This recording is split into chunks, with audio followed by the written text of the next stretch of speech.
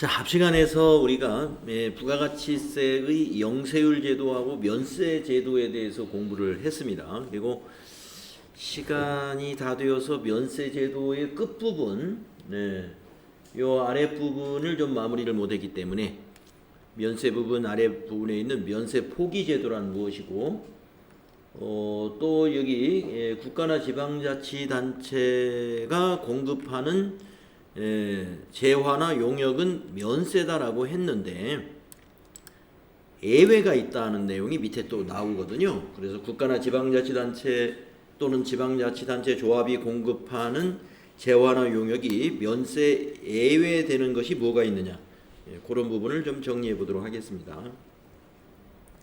자, 면세 포기 제도라는 건 무엇이냐면은 우리가 면세를 일단 면세 포기 제도는 면세를 포기할 수 있는 대상이 딱 제한되어 있습니다. 그러니까 제한 없이 면세를 포기할 수 있는 것이 아니라, 첫째, 영세율 적용 대상이 되는 것에 대해서 면세 포기를 신청할 수 있는 것이죠. 그러니까 면세 사업자가 수출을 한다면은 영세율 적용 대상이 되죠. 그러면 완전 그 면세 혜택을 볼 수 있기 때문에 면세 재화를 수출을 해야 되겠다. 그러면 면세 포기 신청을 해서 과세 사업자로 바꾸면 되겠습니다. 그래서 첫째가 영세율 적용 대상이어야 되고요. 두 번째는 학술 연구단체나 기술 연구단체가 학술이나 기술 연구와 관련하여 무상으로 공급하는 재화나 용역인 경우로 이렇게 제한하고 있다. 그래서 면세 포기 대상, 첫째 영세율, 요거 잘 기억해 주시면 되겠고요. 그러면 면세를 포기하는 절차는 어떻게 되느냐? 면세 포기 신고서를 관할 세무서에 제출하도록 되어 있어요. 그렇게 되면은 이제 그 사업자 등록을 과세 사업자로 전환하게 됩니다. 면세 사업자의 사업자 등록에는 면세 사업자라고 되어 있거든요. 그 밑에 과세 사업자로 전환을 해야 된다는 겁니다. 효력을 보면은 면세 사업을 포기하게 되면은요, 신고한 날로부터 3년간 부가가치세를 면제받지 못하게 됩니다. 그러니까 매출세액의 부가가치세가 영세율이 적용된다는 얘기입니다. 3년간은 다시 면세사업자로 돌아오지 못한다. 좀 제한이 있죠. 그래서 3년이 지난 다음에 내 수출 사업이 끝나서 다시 면세사업, 국내에서만 사업을 할 거다 그렇다면은 면세 적용 신고를 다시 제출해야 되죠. 그래서 면세 적용 신고서를 제출하지 않으면 계속하여 면세를 포기한 일반 과세자가 되는 것이다. 이렇게 정리하면 되겠습니다. 그래서 3년이 지속된다는 거 기억을 하시면 되겠죠. 자, 면세 포기 제도에 대한 얘기였고요. 그 다음에 아까 두 번째로 국가나 지방자치단체의 조합이 공급하는 재화 또는 용역 중에서 다음의 재화나 용역은 과세하겠다 하는 것이죠. 그래서 국가나 지방자치단체도 부가가치세 신고 의무가 발생한다는 겁니다. 이와 같이 네 가지의 경우로 정리를 했는데, 첫 번째는 우정사업 조직의 소포 우편물을 방문 접수해서 배달하는 용역이나 우편 주문 판매에 대행하는 용역입니다. 우리나라 우체국에서 이런 업무를 하고 있죠. 그래서 우체국이 하고 있는 업무 중에서 일반 우편물이 아니라 방문해서 소포 우편물 방문 접수해서 배달하는 거라든가, 또는 우편으로 주문 판매하는 이러한 사업에 대해서는 과세 사업이거든요.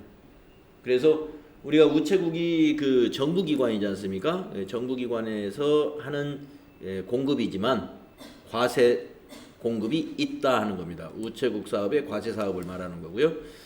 두 번째는 고속철도에 의한 여객운송 용역, 우리 정부에서 운영하는 고속철도가 있잖아요. 그거 부가가치세 과세되는 내용이죠. 그 다음에 세 번째, 국가나 지방자치단체가 부동산 임대업을 한다든가 또 과세재화에 대해서 도매나 소매를 한다든가 음식점을 운영한다든가 숙박업을 한다든가 골프장을 운영하는 경우 또는 스키장을 운영하는 영업, 기타 스포츠 시설을 운영하는 경우, 그리고 대표적인 게 주차장이죠. 주차장의 운영업을 공급하는 경우에는 과세한다. 그래서 주차장 대부분이 다 지방자치단체 주차장 하고 있죠. 그 다음에 네 번째, 부가가치세 과세 대상인 진료와 동물의 진료 용역. 그러니까 우리가 일반 진료는 뭐예요? 전부 면세지 않습니까? 그런데 이제 면세가 아닌 진료, 이러한 것들을 하는 거, 여기에 대해서도 과세가 된다는 겁니다. 그래서 뭐 여기 세밀하게 1, 2, 3, 4번을 뭐 세밀하게 알아놓기보다는 국가나 지방자치단체가 공급하는 재화나 용역 중에도 과세 재화나 용역이 있다는 사실만 기억하시면 되겠어요. 그리고 이제 영리를 목적으로 하지 않는 비영리 단체 있죠. 종교단체를 포함해서 자선단체, 학술구호단체 이렇게 공익을 목적으로 하는 단체라 하더라도요. 과세되는 재화나 용역을 공급한다면 거기도 부가가치세 과세됩니다. 그래서 우리 부가가치세법에 그 영리나 비영리를 따지지 않고 부가가치세의 납세 의무가 부여된다라는 그런 부분이 앞에서 정리되어 있었죠. 우리 기본사항 정리할 때. 자, 이렇게 해서 우리 영세율과 이제 면세에 관한 일반 정리사항을 마쳤어요. 그래서 우리가 이제 386페이지에 가셔가지고 문제를 이제 몇 문제 쭉 풀어보시면 좀 정리가 더 정확하게 되실 겁니다. 자, 386페이지로 한번 가봅시다.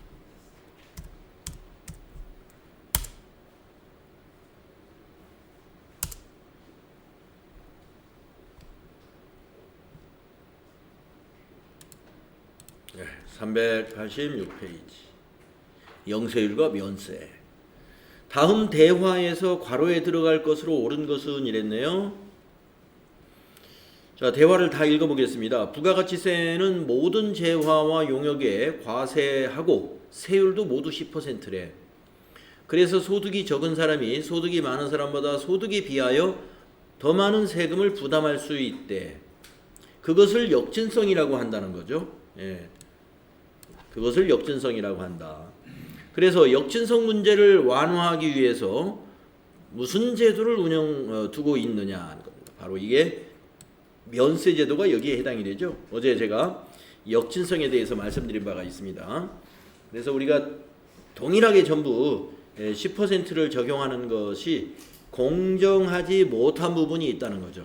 그것이 이제 우리 조세가 우리 소득의 재분배를 하는 역할에 대한 것인데 그런 부분에 제대로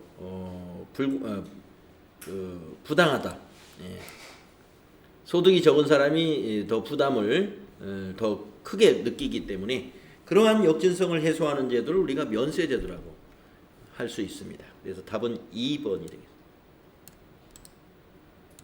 다음에 2번은요. 다음 중 부가가치세법상 면세에 대한 설명으로 옳지 않은 것은 생수의 공급은 부가가치세 면세 대상이다. 이거 틀렸네요. 네, 우리가 뭐 요즘은 생수를 다 뭐 수돗물 대신에 다들 먹고 있지만 아직 우리 부가가치세법에서 생수는 과세입니다. 물 중에서 면세가 되는 것은 수돗물이죠. 수돗물. 그래서 1번이 틀렸다는 것이죠. 다음에 3번 문제 볼까요? 부가가치세법상 영세율과 면세에 대한 설명이다. 옳지 않은 거. 옳지 않은 거 한번 찾아봅시다. 영세율 제도는 원칙적으로 소비지급 과세 원칙을 구현하기 위한 제도이다. 그렇죠. 영세율은 소비지급 과세 원칙. 그 다음에 두 번째, 면세 제도는 부가가치세의 역진성을 완화하기 위한 제도이다. 그렇죠. 면세 제도 하면 역진성을 생각하시면 돼요. 다음에 세 번째, 영세율을 적용받는 사업자는 매입세액을 전액 공제받을 수 있으므로 완전 면세 제도이다. 그렇죠. 우리가 영세율 하면은 완전 면세 제도라고 하는 것이 우선 어제 영세율을 정의하면서 제일 강조했던 거죠. 4번, 면세 사업자도 부가가치세법상 사업자이므로 부가가치세법상의 제반 의무를 수행해야 한다. 그러지 않습니다. 면세 사업자는 부가가치세법상 수행해야 될 의무는 전혀 없습니다. 전혀 없지만 도와야 되는 협력 의무가 일부 있어요. 면세 사업자의 협력 의무가 일부 있는데 뒤에 언젠가 나오는데요. 면세 사업자의 부가가치세법상의 협력 의무는 부가가치세 신고 납부하는 그 기간에 하는 게 아니라 면세 사업자는 1월 달에 매년 1월 달에 사업장 현황 보고를 하는데요. 사업장 현황 보고 바로 이제 며칠 안 남았죠. 다음 달에 이제 사업장 현황 보고를 하게 됩니다. 그때 발급받은 세금 계산서 있죠. 발급받은 세금 계산서 그거는 제출을 해죠. 그래서 세금 계산서 제출 의무가 있어요.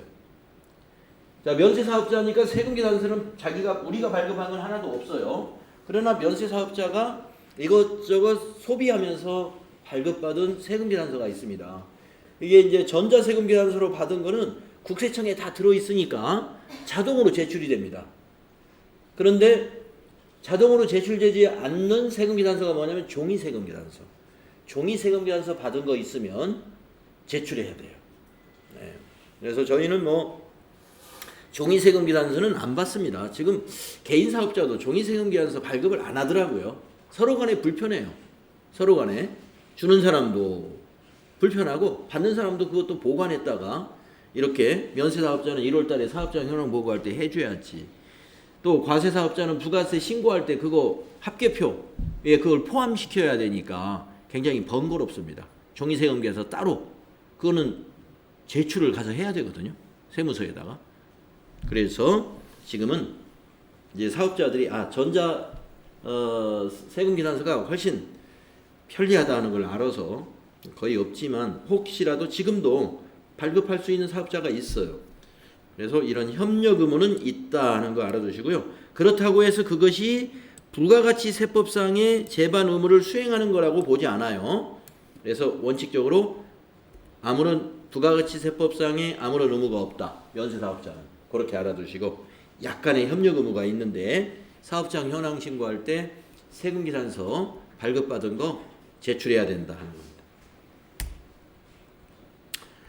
자, 4번 문제 보겠습니다.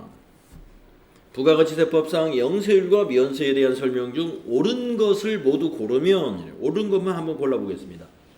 면세는 면세 사업자의 매입세액을 일부만 환급받을 수 있으므로 부분 면세 제도이다. 틀렸네요. 부분 면세라는 건 맞지만 환급을 전혀 받을 수 없어요. 그래서 일부만 환급받을 수 있다. 이 표현이 잘못된 거죠. 매입세액은 전혀 환급을 못 받습니다. 그래서 그러면 왜 부분 면세 제도라고 하느냐? 매출세액이 없고 매입세액은 우리가 부담한다. 그게 부분 면세라고 하는 거죠. 가번 틀렸고요. 나번 면세 대상 재화를 수출하는 경우 영세율을 적용받기 위해서는 면세 포기 신고를 해야 한다. 이거 아까 면세 포기 제도에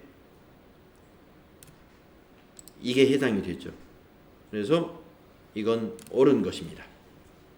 다음에 다번 비거주자 또는 외국법인의 경우 해당 국가에서 대한민국의 거주자 또는 내국법인에 대하여 동일하게 면세하는 경우에만 영세율을 적용한다.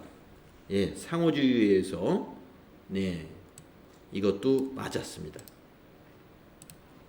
다음 라번 영세율이 적용되는 경우 이전 단계까지 과세된 부가가치세를 전액 환급해 주나 면세의 경우에는 환급해 주지 않는다. 맞았네요.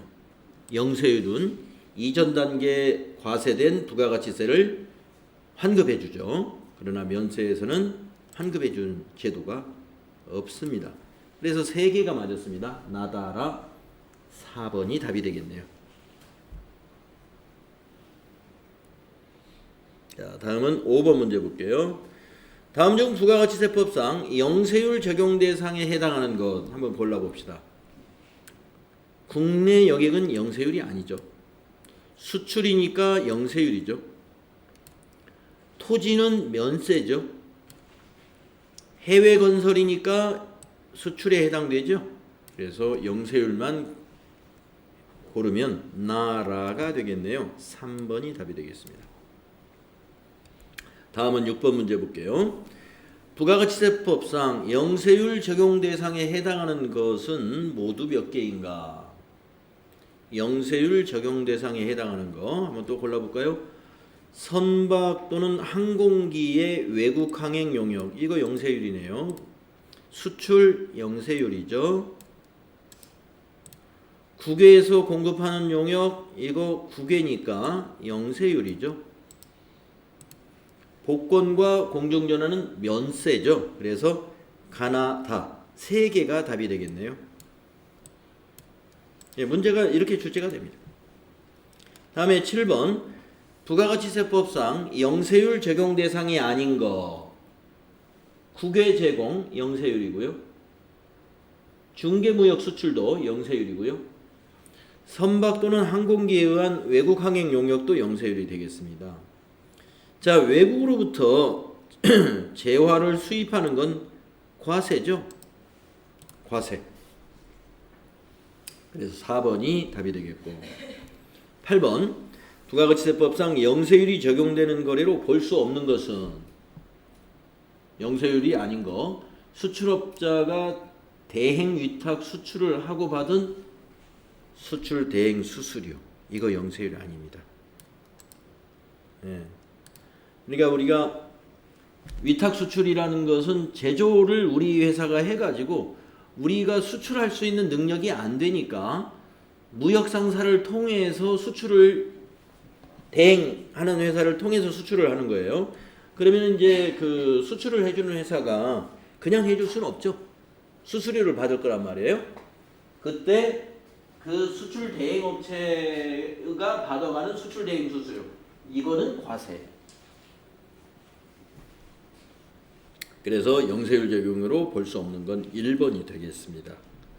네, 나머지 밑에 거는 전부 다 영세율이 해당이 됩니다. 자, 9번 문제 볼까요? 영세율이 적용되는 거래는 몇 개냐? 한번 또 세어봅시다.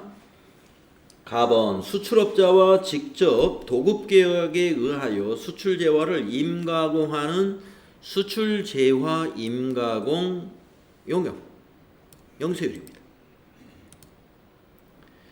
나번 국외에서 제공하는 용역 영세율이죠. 다번 여객이나 화물을 국내에서 국외로, 국외에서 국내로 또는 국외에서 국외로 수송하는 선박 또는 항공기의 외국 항행 용역 영세율이죠. 영세율에 해당이 되죠. 라번 사업자가 외국의 거래 업체에게 무상으로 반출하는 견본품. 자, 견본품 하면 우리 샘플이잖아요. 이건 영세율 적용하는 게 아니라 공급으로 보지 않습니다. 네. 우리가 영세율로 본다는 건 부가가치세 신고해야 되는 거예요. 영세율로 보는 것은 부가가치세 신고 때 과세 표준으로 신고하는 겁니다. 영세율은 신고하는 거고 견본품 보내는 건 신고해서 뺍니다. 예. 그래서 영세율도 부가가치세 신고 대상이 돼요. 세액만 없을 뿐이에요. 예. 그러나 견본품은 영세율 적용이라고 보면 안 돼요. 그래서 외국에다가 견본품을 줬다 해서 이것을 신고할 필요가 없다 이겁니다. 이거는 무신고, 신고가 필요 없어요. 과세 표준에 넣지 않으니까 영세율 적용이 아닌 거죠. 공급이 아니다. 그래서 여기서는 3개가 답이 돼야 돼요. 3개. 다음에 10번.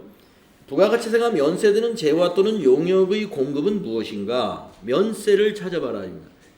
생수는 과세였죠. 수의사 가축진료 이게 면세입니다. 광고는 과세고요. 우표 중에서 수집용 우표는 과세입니다. 그래서 2번이 면세. 11번 면세 대상이 아닌 것. 토지는 면세고요. 수돗물 면세고요. 가공되지 않은 식료품 면세입니다. 택시가 과세죠. 그래서 아닌 것은 택시가 되겠습니다. 다음에 12번 부가가치세의 면세 대상이 아닌 것은 수집용 우표가 면세가 아니죠. 예, 여기에 과세죠. 수집용 우표는 과세. 밑에 거 시내버스, 토지, 소금 모두 면세입니다. 그 다음에 13번 부가가치세 면세 대상에 해당하는 것은 택시 과세, 장의업자 요거 면세입니다. 네, 장의업자 면세, 무연탄 면세입니다. 자동차 운전학원 교육 용역은 과세라고 그랬죠. 그래서 교육 용역 중에서 2개 학원이 해당이 되는데 과세가 운전학원하고 무도학원. 네, 그래서 여기는 나다가 답이 돼야 되겠네요. 2번이 답입니다. 다음 14번으로 가볼까요? 자, 부가가치세 면세 대상으로 옳은 것 이렇게 그림으로도 시험에 잘 나와요. 생수니까 아니고 요 나번은 이게 가공되지 않은 과일이죠. 가공되지 않은 농산물이니까 면세. 책은 면세. 라번은 이거 핸드폰이니까 과세겠죠. 나다가 답이 되겠네요. 2번이 답이죠. 다음 15번 부가가치세가 면세되는 재화 또는 용역의 공급을 모두 고르면 이랬습니다. 면세를 모두 골라라. 자, 미가공 국내산 식료품. 예. 자, 미가공된 식료품은 미가공 식료품은 국내산이든 국외산이든 다 면세. 자, 나번 미가공 비식용 식료품인데 외국산 이건 과세. 네, 비식용은 외국산은 과세라고 그랬죠. 국내산이면 면세. 우등고속 과세. 우등고속은 과세입니다. 그 다음에 토지는 면세. 토지는 면세. 박물관 입장권이 면세죠. 그래서 면세를 모두 고르면 3개를 골라내셔야 돼요. 가라마가 되겠네요. 가라마. 네, 2번이 답입니다. 정리가 되시죠? 자, 16번 부가가치세 면세되지 않는 항목은 보건용역 면세입니다.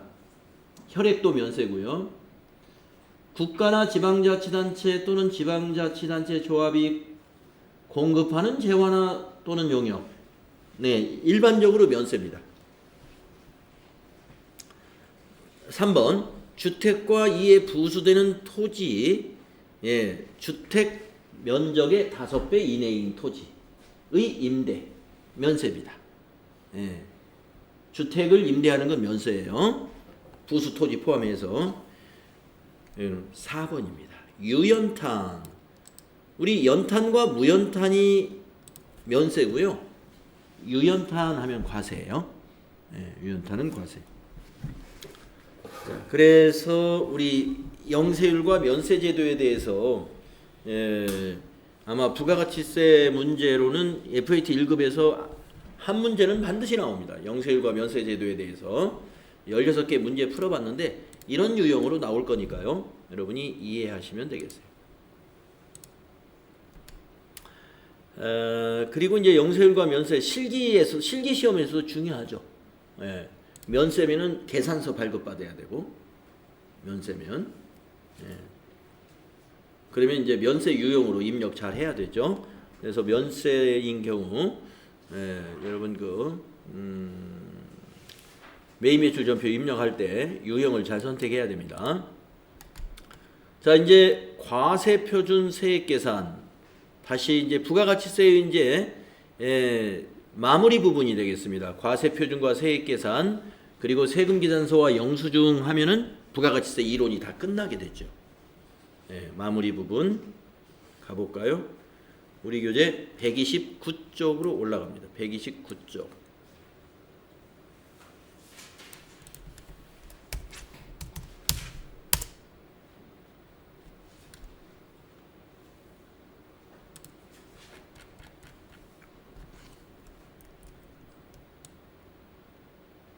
자, 과세표준이라는 말은 상당히 많이 쓰는 그런 표현이죠.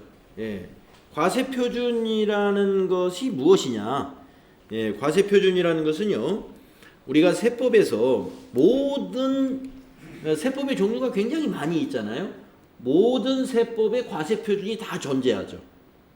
다 존재하죠. 그래서 이 과세표준은 무엇이냐면은 세액 산출의 기초가 되는 과세 대상의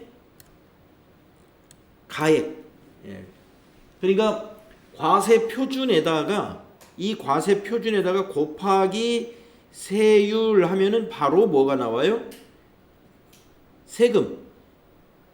산출 세금이 나오는 거예요. 산출 세액이. 그래서 과세 표준이라 부르는 겁니다. 과세 표준에다 바로 세율을 곱하는 거예요. 그러면 과세 표준은 너무 쉬운 거 아니냐? 네. 우리가 과세 표준을 다 별도로 산출을 해야 돼요. 그러니까 판매되는 금액이 다 과세 표준은 아니에요. 그런데 비교적 부가가치세법에서 과세 표준은 대부분 다 판매되는 금액이 다 과세 표준입니다. 다른 세법에서는 과세 표준을 별도로 산출합니다. 이런저런 공제 사항들을 많이 빼요. 특히 소득세 같은 경우 인적 공제, 물적 공제를 다 빼가지고 과세 표준을 한참 후에 산출합니다. 그런데 부가가치세는 비교적 과세 표준이 아주 간단합니다. 자, 그래서 부가가치세법에서 과세 표준은 뭐냐? 여기는 이제 설명 나오죠. 부가가치세에서의 과세 표준은 해당 과세 기간에 공급한 재화나 용역의 공급가액의 합이다. 공급가액이 뭐예요? 우리 판매한 금액이죠. 공급가액. 그러니까 저 공기청정기다. 그러면 공기청정기 팔 때 저 공급가액이 80만 원이다라고 했어요. 그러면 저 하나로 보면 저게 과세 표준이 되는 거예요. 거기에다가 세율 10% 곱해가지고 세금을 8만 원 이렇게 거래징수하게 되는 것이죠. 그래서 우리가 이 거래징수를 할 때 건건이 부가가치세를 이렇게 납부를 하는 게 아니라 그러면은 기업에서도 너무 힘들잖아요. 그러니까 앞에서 배웠죠. 이 부가가치세의 과세기간이라는 걸 정한단 말이에요. 1기, 2기. 모아서 신고하잖아요. 모아서 신고하니까 공급한 재화나 용역의 공급가액의 합이다 이거예요. 애정신고 때는 3개월치 모으고 또 확정신고 때는 애정신고 때 누락한 것과 확정신고 기간에 해당되는 3개월치 그 합, 그 공급가액의 합을 우리가 과세표준이라고 하는 것이다. 그러니까 한 건 한 건 따지면 공급가액 자체가 과세표준이에요. 그러면 우리 공급가액이라는 말은 우리가 이제 세금 계산서에 보면 공급가액, 세액 이렇게 항목이 나눠져 있어요. 그래서 공급가액을 다시 한번 여기서 설명을 해놨습니다. 부가가치세법에서 공급가액은 부가가치세를 포함하지 않은 매출액이다. 부가가치세를 포함하지 않은 매출액. 그러니까 세액을 포함하지 않은 상태의 금액이에요. 그게 공급가액이에요. 세액을 포함해서 부르는 용어가 따로 있습니다. 합계라고도 합니다. 합계라고도. 그런데 부가가치세법에서 합계라는 용어도 세금계산서에서는 합계라고 표시해요. 그러나 공급대가라는 표현도 많이 쓰고 있어요. 공급대가. 이거는 부가가치세를 포함한 금액을 가리키는 거예요. 한마디로 합계죠, 합계. 네, 그래서 공급가액은 부가가치세를 포함하지 않은 것이요, 공급대가는 부가가치세를 포함한 합계를 부르는 명칭이다. 자, 그러면 여기서 이제 여러분 과세표준 이해하셨고, 과세표준과 공급가액은 일치하는 거죠. 과세표준이 공급가액이에요. 예. 그리고 세액을 더하면 그게 공급대가. 근데 여기서 매출액하고 그러면 항상 같은가? 예. 매출액과 그러면 부가가치세 신고할 때 공급가액은 회사가 항상 일치할 것이냐? 그렇지 않습니다. 왜 일치하지 않느냐면요, 우리가 부가가치세 신고할 때 공급가액에는요, 상품 매출이나 제품 매출 말고도 공급가액이 있어요. 그러니까 우리 회사가 상품 도소매업이다, 가령 계산기 이런 거 전자제품 도소매하다 그러면 상품 판매하는 건 그것만 합계를 구한다면 공급가액하고 매출액이 같죠. 같게 돼 있어요. 그런데 우리가 상품을 도소매하는 기업에서 이번 과세 기간에 예를 들어서 비품, 가령 사무실에서 쓰고 있는 이 냉온풍기가 있는데, 이 냉온풍기가 용량이 너무 작아가지고 좀 큰 걸로 바꾸려고 그래요. 그럼 용량 작은 거 버리진 않고 중고 거래하는 데다 팔겠죠. 네, 그러면 내가 전자제품 도소매 사업자니까 그걸 팔 때, 중고업자한테 팔 때, 자 20만 원에 사가세요 했어요. 그러면 20만 원 세금계산서 발행해야 되죠. 그럼 공급가액이 20만 원, 세액 2만 원. 이게 부가가치세 신고할 때 공급가액으로 신고가 되죠. 근데 그건 우리가 매출액이라고 안 한다 이겁니다. 예. 매출액하고 항상 같진 않아요. 왜냐하면 재고자산 외의 것을 처분하는 일도 있으니까. 예. 그래서 재고자산 외의 것을 처분하는 경우가 있기 때문에 매출액과 항상 같지는 않지만 일반적으로는 같아요. 일반적으로는. 자, 그래서 나중에 이제 부가가치세 신고서에 보면은 이 수익금액 제외라는 것을 따로 집계를 해요. 과세표준에서. 수익금액 제외. 우리가 보통 수익금액 하면 정상적인 영업활동의 수익금액을 말하는데, 그 정상적 영업활동에서의 수익금액이 바로 매출액입니다. 손익계산서로 가는 매출액. 그것과 부가가치세 신고서의 과세표준과 항상 같지가 않아요. 예, 그래서 이제 그런 점도 여러분이 이제 나중에 우선 아시면 되고요. 지금 단계에서는 그 정도. 매출액과 공급가액이 일반적으로는 같다고 하지만 따지고 보면 재고자산 외의 것을 공급하는 경우도 있으니까 같지는 않다. 자, 과세표준을 결정하는 일반적 원칙이라는 걸 한번 보겠습니다. 자, 우리가 금전으로 대가를 받았다면은 그 대가가 과세표준이 돼야 돼요. 돈을 받은 경우를 금전으로 대가를 받은 경우죠. 이게 실제로 받은 거니까 그것이 과세표준으로 신고가 돼야 되고, 금전 외의 대가를 받았다면은 물품으로 받았다는 거죠. 그러면은 공급받은 재화가 바로 물품이죠. 예. 그러면 공급받은 걸 가지고 평가하지 말고 공급한 재화 있을 거 아니에요? 공급한 상품, 그것의 시가를 과세표준으로 봐야 돼요. 예. 공급한 재화의 시가. 폐업하는 경우도 마찬가지. 실제로 돈을 받은 게 아니죠. 그래서 폐업 시 남아있는 재화의 시가. 예. 대부분이 다 시가입니다. 간주공급. 예, 간주공급은 우리가 특별한 공급이라고 정리했던 거 있죠. 1번 자가공급, 2번 개인적 공급, 3번 사업상 증여, 4번이 폐업 시 잔존재화였는데, 이것도 그러면 얼마로 공급한 걸로 볼 것이냐. 실제로 거래가 일어난 게 아니니까 이것도 시가. 다 시가예요. 실제로 돈을 받은 거, 금전 받은 것은 그 대가. 예, 그러니까 우리가 이제 80만 원짜리 저 공기청정기를 팔 때 꼭 시가가 80만 원이라고 해서 80만 원 꼭 받는 건 아니잖아요. 소매 같은 거래할 때는 상대방이 사정을 하면 깎아도 주고 그런단 말이에요. 그래서 만약에 78만 원에 팔았다 그러면 78만 원 실제로 돈 받았으니까 그것이 과세 표준이 되는 게 맞다 이겁니다. 네. 그렇지 않은 경우는 이렇게 간주 공급이라든가 폐 없이 잔존 제어나 금전 외의 대가를 받은 경우는 그때는 무조건 시가로 과세 표준이 잡힌다. 과세 표준이 뭘로 잡히냐에 따라서 매출세액이 달라지는 거예요.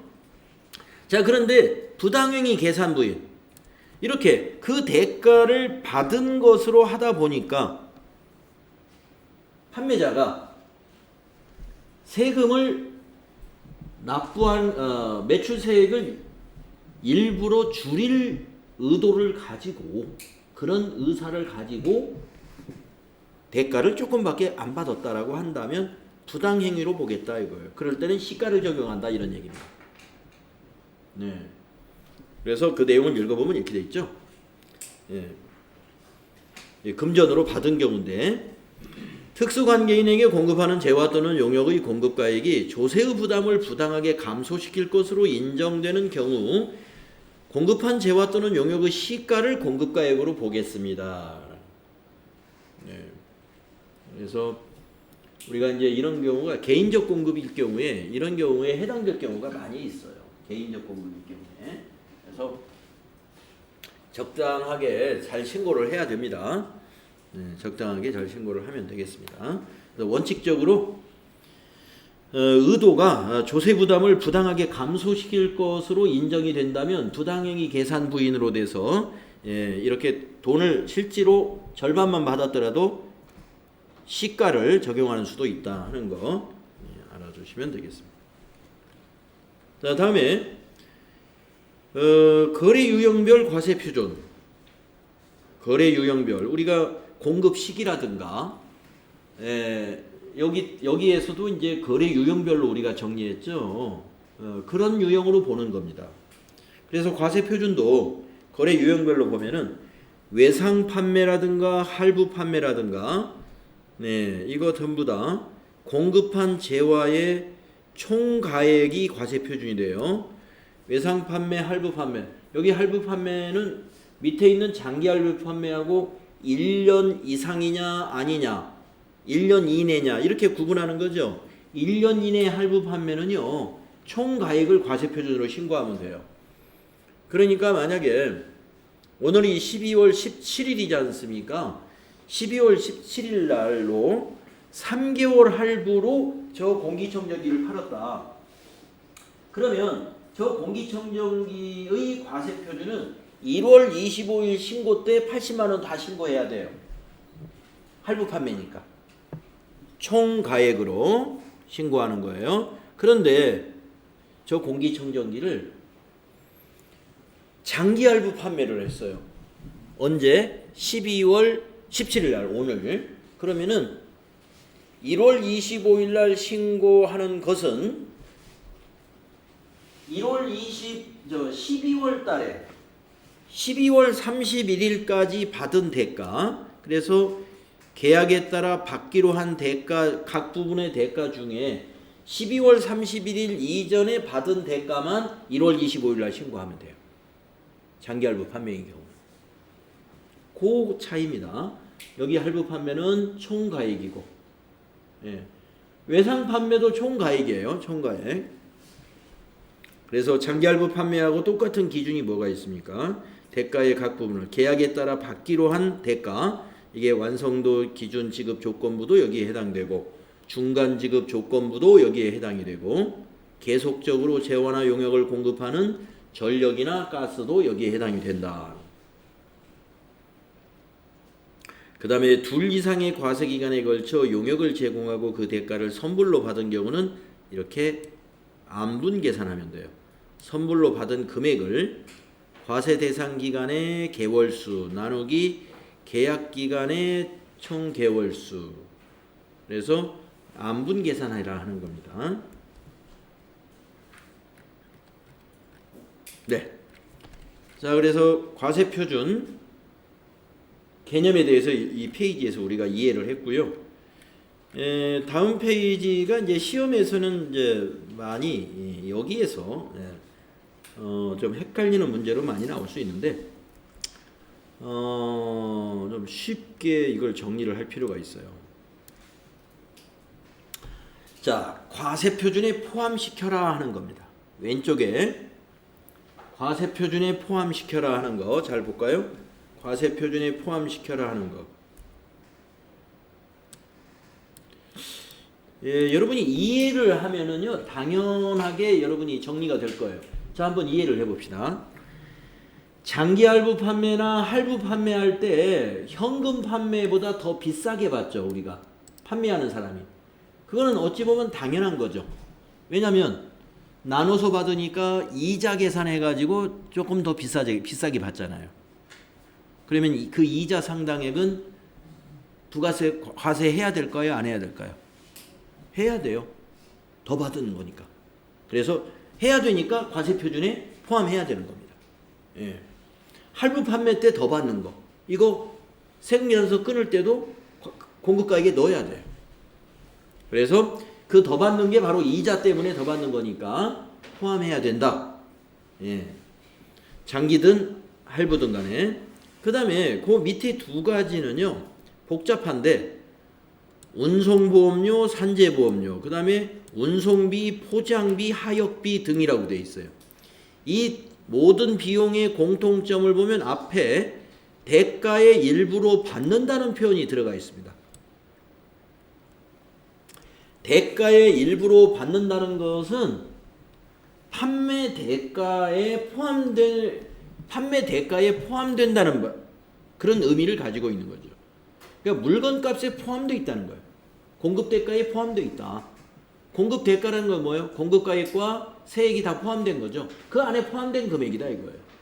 그러니까 우리가 제품 가격을 판매 가격을 결정할 때 그 상품을 운송하는데 들어가는 운송비라든가 거기에 해상 운송 같으면 이제 안전 문제 때문에 보험도 가입한단 말이에요. 또 뭐 산재보험이 들어가는 것도 있나 봐요. 또 하역이 필요한 것도 있고, 또 포장을 별도로 해서 팔아야 되는 것도 있고, 매장에서. 그렇다면 그런 포장비까지를 전부 상품 가격에 포함해가지고 우리가 공급대가를 결정한단 말이에요. 그러니까 그건 과세표준에 넣어야 되겠죠. 네, 그러니까 뒤에 있는 이런 것들이 복잡해 보이지만 여러분이 눈여겨봐야 될 문장은 앞에 있는 대가의 일부로 받는다는 사실. 이게 나오면 무조건 뭐예요? 과세표준에 포함된다는 사실을 기억하셔라. 네, 시험 보실 때 대가의 일부에 포함되어 있다면 그거는 과세표준입니다. 자, 그 다음에 요 말이 뭐냐? 굉장히 길게 설명이 되어 있는데, 개별 소비세와 교통에너지 환경세 및 주세가 과세되는 재화. 그러니까 우리가 개별 소비세에 대해서 제가 약간 부가가치세의 특징에는 일반 소비세잖아요. 부가가치세는 모든 재화와 용역의 공급에 대해서 과세를 하기 때문에 우리가 일반 소비세라고 한단 말이에요. 근데 이 개별 소비세는 뭐냐면 특별히 좀 사치, 고가, 이러한 재화와 용역에 대해서 과세를 하죠. 그래서 화물차에는 개별 소비세가 안 붙지만 승용차에는 개별 소비세가 붙고, 승용차 중에서도 경차에는 개별 소비세가 안 붙지만 1000cc 초과하는 승용차에 대해서만 개별 소비세를 부과한다는 거죠. 자, 그렇다면 우리가 부가가치세의 과세표준은 이러한 각종 세금들, 개별 소비세가 붙는다든지 술 같으면은 주세가 붙는다든가, 개별 소비세 붙는 재화나 용역에 대해서는요, 교통, 에너지, 환경세가 또 추가로 붙어요.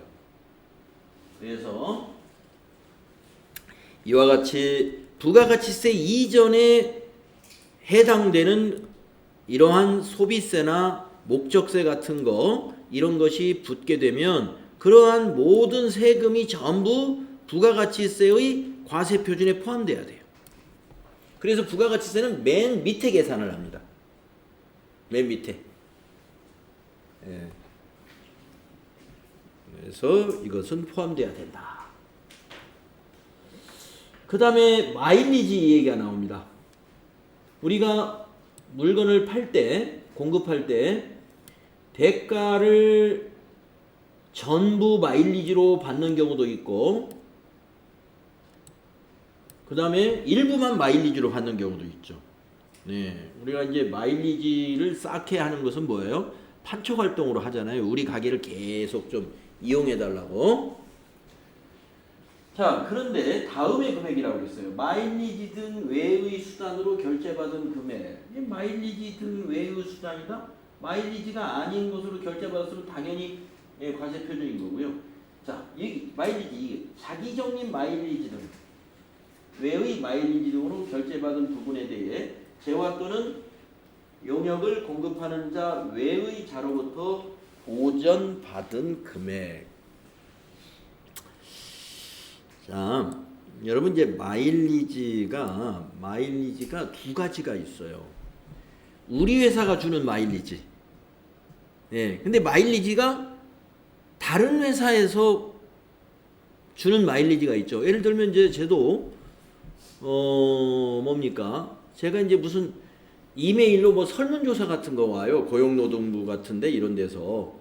그래서 설문조사를 그 답변하려면 시간이 꽤 걸려요. 뭐 5분, 긴 거는 한 10분 걸리는 것도 있어요.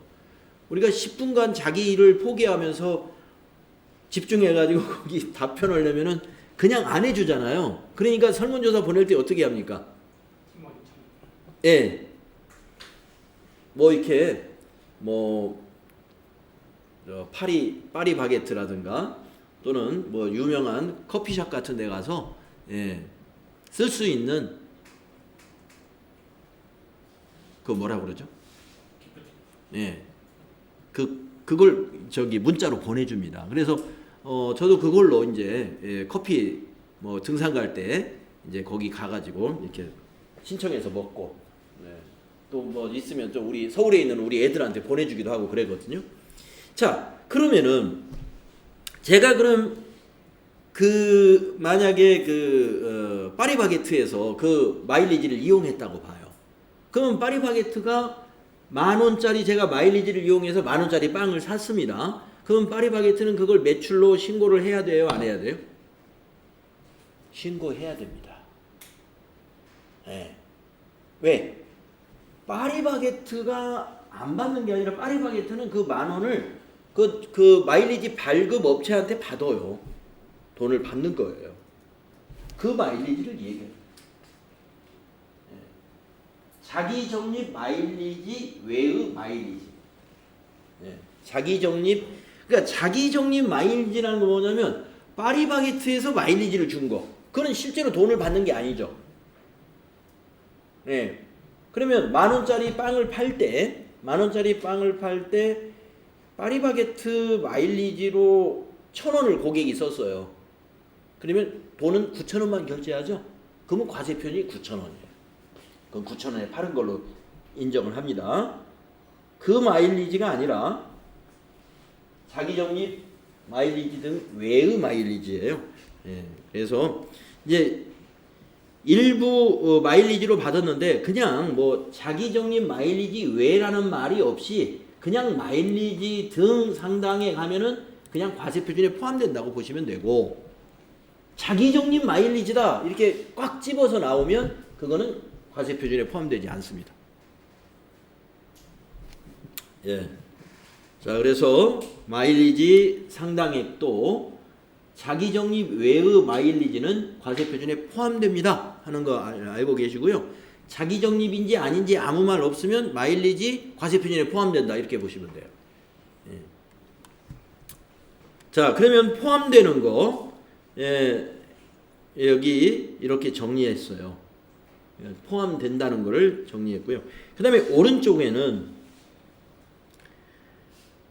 이것까지 정리하고 우리 쉬는 게 좋겠습니다. 포함해서는 안 되는 거. 이런 것은 포함되지 말아야 된다. 이것도 이해를 하면 아주 뭐 간단합니다.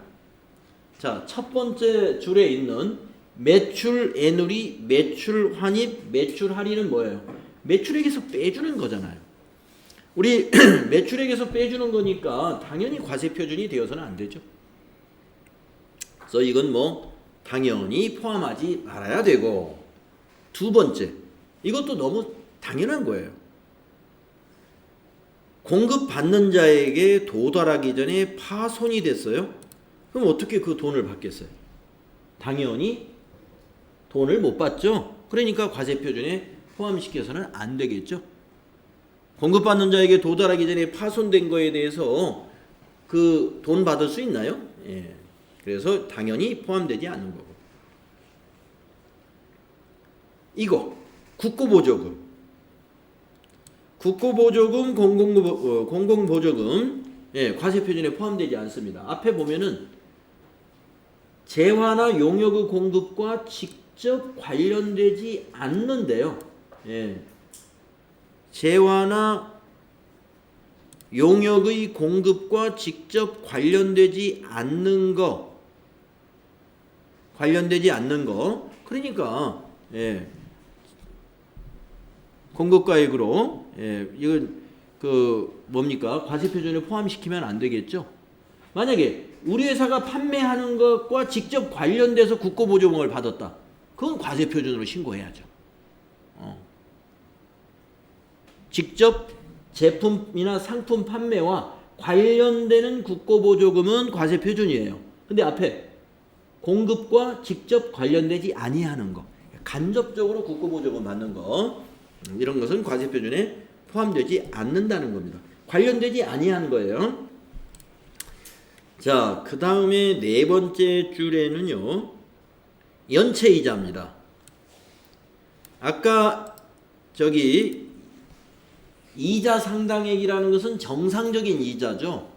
그때 정해진 그 할부금을 받으면 정상 이자만 붙는 거예요. 그거는 과세 표준에 포함을 시켜서 신고를 하지만, 고객이 거래처가 그 약정한 날짜를 못 지켜요. 할부 판매를 했는데, 그러면 우리가 보통 약정을 하잖아요. 연체 시에는 추가로 연체이자가 어떻게 가산이 된다.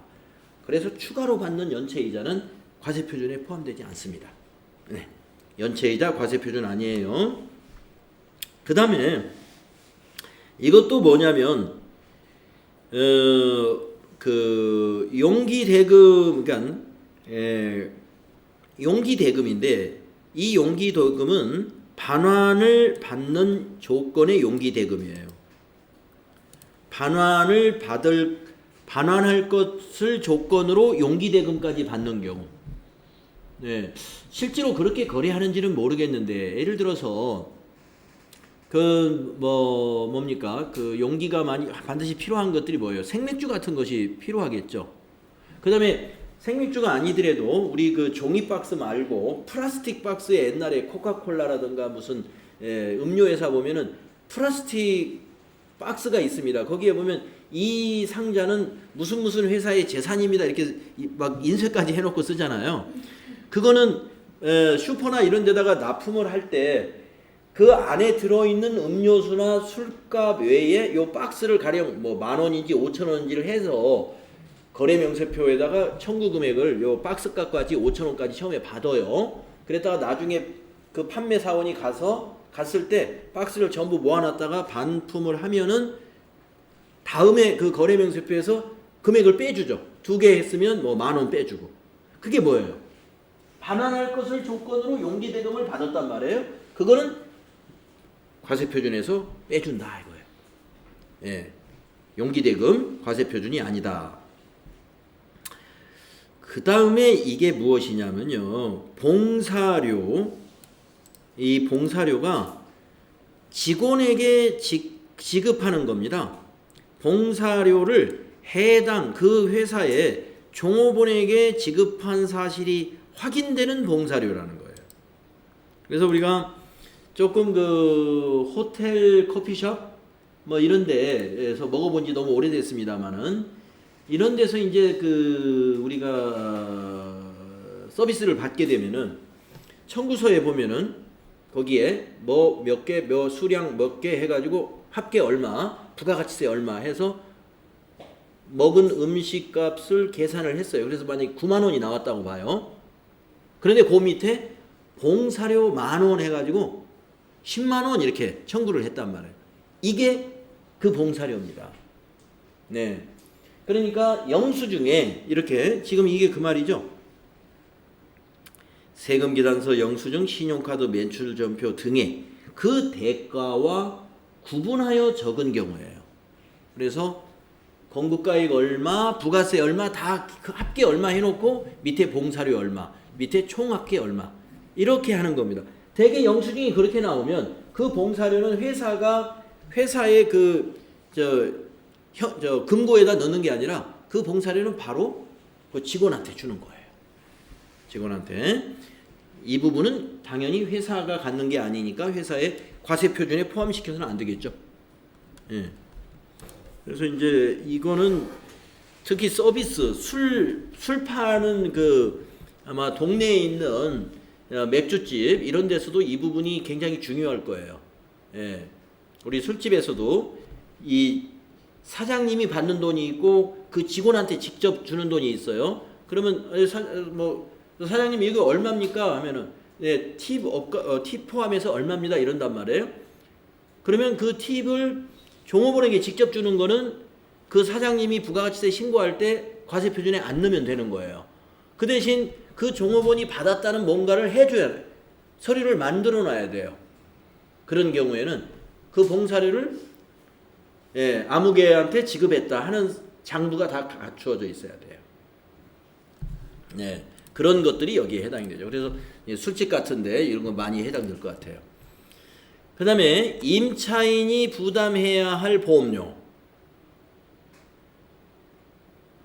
임차인이 부담해야 될 보험료, 수도요금, 공공요금. 네, 이거 뭔지 아시냐? 뭐냐면은요. 임차인이 부담하는 이제 수도요금 같은 걸 생각을 해보세요. 수도요금이 가장 그런 경우가 흔한 것 같은데, 우리가 지금 이 건물이 3층으로 되어 있다 해서 수도 계량기를 각 층마다 시에서 만들어주지는 않죠. 수도 계량기는 하나입니다. 그러면 이 건물을 관리하는 사람이 수도 계량기가 이제 하나니까 청구서가 매달 농협으로 올 거 아니에요? 그러면 농협 직원은 이걸 나눠서 걷어줘야 됩니다. 농협이 얼마, 상하타 컴퓨터하고는 얼마, 독서실은 얼마. 이걸 그 월세 입금할 즈음에 그 정산해가지고 이걸 알려줘요. 통장에 입금해달라고. 바로 그겁니다. 그거를 이 건물 주인의 임차료로 봐서는 안 되겠죠. 그래서 과세 표준에 포함해서는 안 된다. 왜냐하면 납입을 대행해주는 징수이기 때문에 납입 대행 징수는 과세 표준에 포함돼서는 안 됩니다. 그런데 뭐는 포함이 되냐면요. 임차인이 받는 월세 말고 받는 게 또 뭐가 있죠? 관리비. 그거는 과세 표준이에요. 예, 관리비는 과세 표준에 포함하는 거고요. 이렇게 수도요금 같은 거, 공공요금 한꺼번에 모아서 내는 거는 과세 표준에 넣을 수 없다. 네. 그러니까 여러분이 가만히 여기를 이해를 해놓고 보면은요, 당연히 과세 표준에 이건 포함하지 말아야 되는 거고 이쪽 건 다 포함해야 된다. 예, 이해 가시죠? 그래서 요게 어떤 분들은 이게 굉장히 어렵더라. 뭐 문제 나오면 이거 너무 헷갈린다고 하시는데 이해해 두시면 헷갈리지 않습니다. 자, 우리 10분간 쉬었다가 다음 시간에 요 밑에 조금 있는 거 정리하고 다음 페이지 넘어갈게요.